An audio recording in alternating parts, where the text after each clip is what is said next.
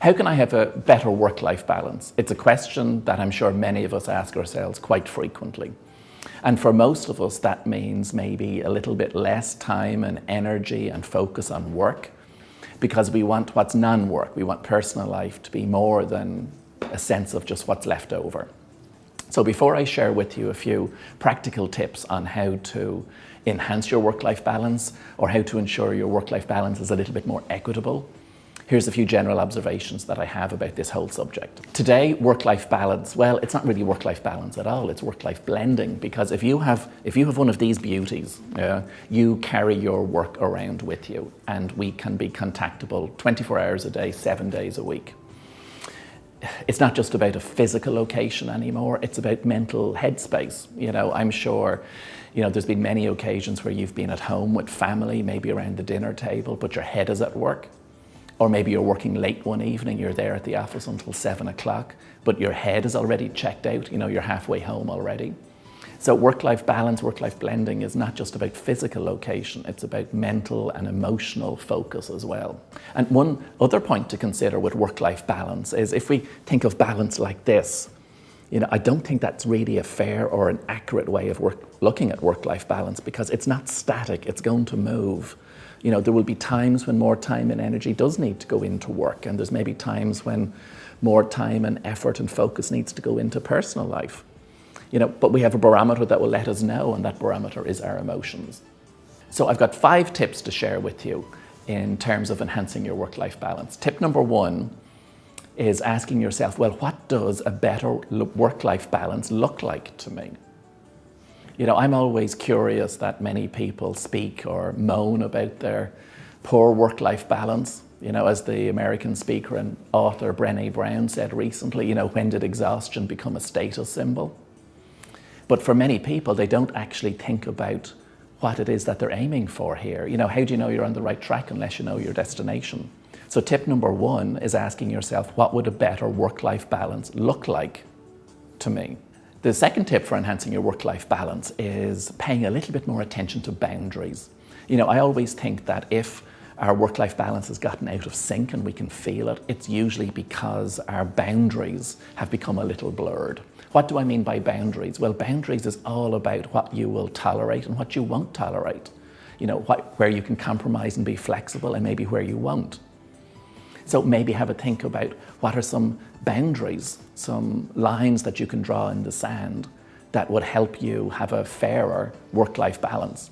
For some people that might be, I'm making the decision not to check emails after a certain time at night or in bed. Or I'm making the decision to leave the office 2 or 3 days a week by 5:30. Now, of course, when you set that boundary, you then have to plan around it. So, for example, if you do decide to leave the office at 5:30 a few days a week, when do you need to plan to leave by 5:30? Because it won't be 25 past 5. Our third tip is using some of the tools that's at our disposal at work in a non-work setting. If we think about it, we have many systems and procedures at work that make work for us. Whether that's goals or commitments or schedules or diaries or project management tools. Now, I'm not talking about, adapting that work mindset for personal life, but maybe there's a few elements that we can take from it. That might be something as simple as deciding in advance over the next week or 2, what are some activities that you want to plan into personal life. Maybe on a Thursday evening, you might want to get someone over for dinner, or you plan to go to the gym 3 days a week, or, you plan a weekend away. But there is something purposeful going into the planning of non-work. So personal life just doesn't feel what's left over after the working day or the working week. Our fourth tip is around having some way of closing out the working day. In the past, that might have been when you physically left your workspace. But now with the marvels of technology where we're contactable at any time, we still need a ritual for closing the working day. For some people that might be when they put on their coat and they leave their office, or they get into their car or get onto the bus to go home. But one of the things that has worked well for me is doing a little list, a little way of closing out the day by identifying maybe 2 or 3 things that I've done well that day. And then maybe identifying 2 or 3 things that I want to start my working day with tomorrow. So that list, when it's done, is like a symbolic closure of the working day.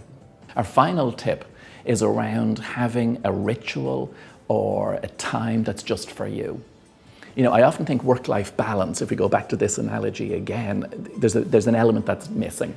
It's not just about work and it's not just about personal life, but it's also about you.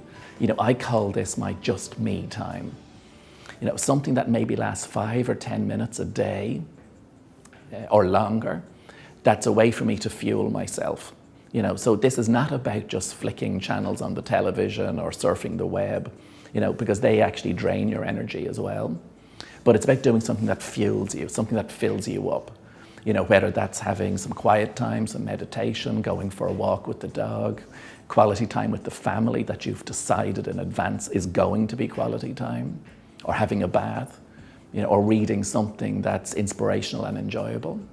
But you're doing something that's just for you, which fuels you so that you have energy and commitment to devote to both the work and the non-work aspects of your life. So I'm going to conclude by leaving you with a question.